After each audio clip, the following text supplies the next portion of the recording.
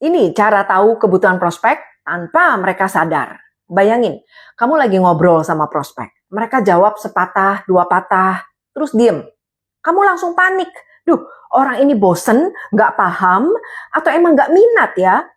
Bisa jadi masalahnya bukan di produkmu, tapi di caramu menangkap kebutuhan mereka. Kadang, prospek sendiri nggak sadar apa yang mereka butuhin, sampai kamu bantu menggalinya. Nah, disinilah skill listening ninja berperan. Dengan aktif mendengarkan, kamu bisa tahu loh apa yang mereka butuh sebelum mereka bilang. Ini step by step-nya jadi listening ninja. Yang pertama, tahan godaan untuk langsung jelasin. Kebanyakan closer itu terlalu cepat ceritain fitur produk. Kalau kamu tahan diri dulu, biarin prospek yang bicara lebih dulu. Contoh dialognya, prospeknya bilang misalnya, saya lagi cari cara nih supaya pengeluaran rumah tangga saya bisa lebih hemat. Nah, kamu respon, wah menarik nih Bu, boleh ceritain lebih detail? Biasanya pengeluaran paling besar di bagian apa Bu? Jadi kuncinya jangan buru-buru jawab dengan solusi. Tunjukin bahwa kamu tuh peduli dan benar-benar ingin memahami situasi mereka.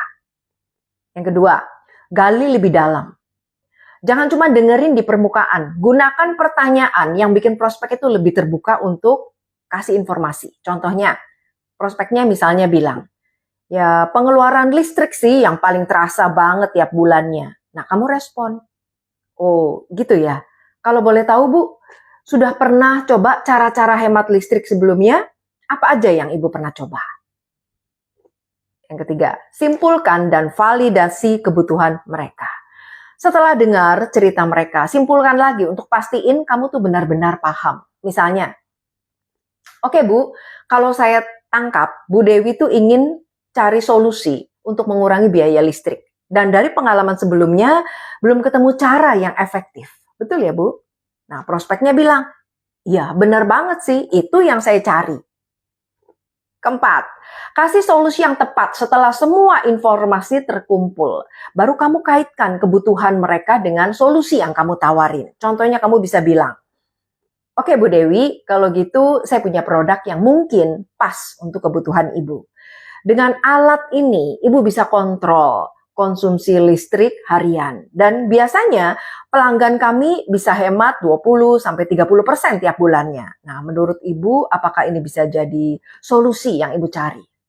Jadi rahasia listening ninja yang harus kamu ingat, dengarkan lebih banyak, bicara lebih sedikit. Lalu catat poin-poin pentingnya dan jangan asumsi. Selalu tanya kalau ada hal yang kurang jelas daripada sok tahu. So, gimana? Udah siap upgrade skillmu jadi listening ninja? Kalau kamu mau tahu lebih banyak strategi follow up yang bisa closing di bisnismu, baik produk maupun jasa, kamu bisa dapetin lengkap di webinar Closing Booster.